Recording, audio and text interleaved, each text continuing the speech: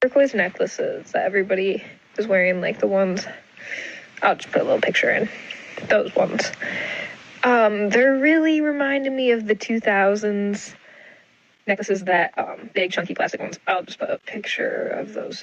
Get some fucking respect. Before I start, I just want to say that Michaela did give some really, really great comments on how Western fashion is just essentially native fashion. So if you haven't watched that video, definitely watch it first and then watch this one.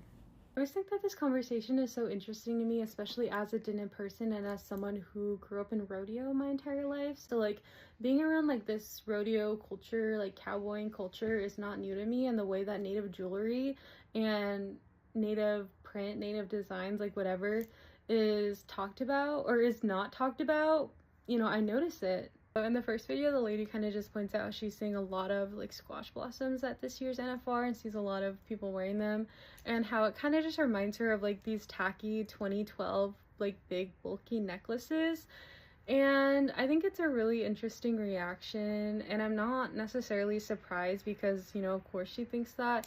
I think it's really easy for non-Diné people to, I guess, like look at what they're seeing in so-called Western fashion and kind of just connect it to mass-produced jewelry instead of the native designs that it actually comes from, because, you know, this isn't talked about a lot. And to me, that's really just the bigger issue. I feel like a lot of people don't really realize that Western fashion is literally just taken from native culture. So when someone compares a squash blossom to some like piece of plastic, like, it's crazy, but it's really not surprising to me. The part that's actually really disrespectful to me is like acting like the design in itself is tacky, because then you're talking about Diné jewelry and you're talking about something that's been a part of our community since the 1800s, something that has a historical struggle, and you're just talking about it like a trend or an aesthetic or something that you saw on Instagram or TikTok or whatever. But I really did want to provide like a little bit of historical context so people can get a better understanding of what they're looking at.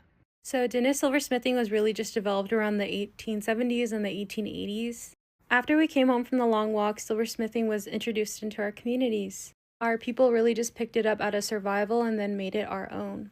We definitely created our own style, our own designs, and our own definitions of beauty. Even though the Nahaja shape came from North African and Spanish influence, we made similar shapes in petroglyphs, so, you know, these designs aren't foreign to us.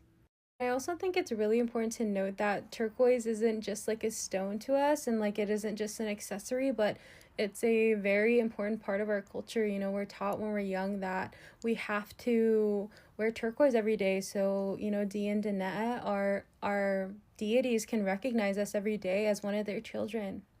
I'm not trying to generalize like all Navajo people, all Diné people, because we're all so different. We're taught different things, but like we're also told not to wear fake turquoise because we're raised knowing what it means to us as, you know, Diné people and as it being a part of our culture.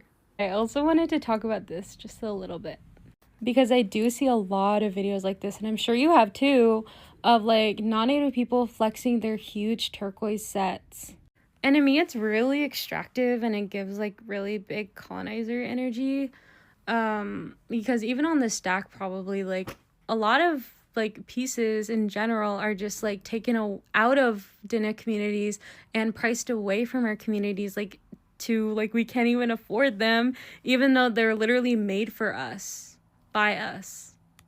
And I also think it's kind of funny because a lot of these videos are made with the audio Not Like Us by Kendrick Lamar when they want to be us so bad. To sum it all up, if you want native jewelry, you should be buying from native artists, from native silversmiths, from Diné silversmiths, like especially if you want a squash blossom, if you want a concha belt, if you want earrings, like you should be buying from Diné and native artists. So here's a really comprehensive list of some trusted native jewelers and also some resellers, but I do recommend you to buy directly from the source. This list is found on Facebook, but you can definitely do your own research. There's a lot more than this. Also, to all of you who like wear Western inspired clothing at NFR, like wherever rodeos, you should be shopping native fashion. Like you'll look so much better and you'll look so much cuter. B Yellowtail is like one of my favorites. Darcy Big Horse is also one of my favorite native designers, like in general. Like she creates like couture, like indigenous couture, beaded things, quill work, like does it all.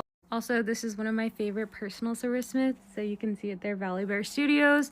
And not to mention that Maddie did make me this ring, and it's so pretty, and I wear it every day. So go shop, Valley Bear Studios. Also, another personal favorite, Lee Charlie Jr. He makes such beautiful things. Definitely go check out his work.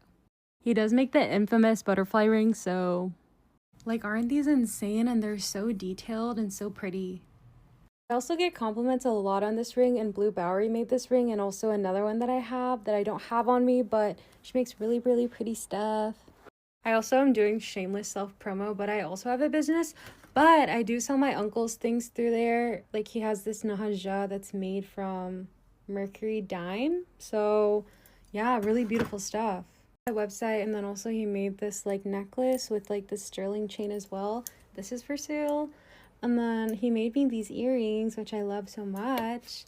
But yeah, definitely support more native artists if you're, you know, a Western fashion influencer, or if you wear Western fashion, you should be buying from native artists directly, or just buying from native artists in general. So if you're indigenous and you do silversmith work, you make artwork, jewelry, earrings, etc., please leave how we can find you in the comments.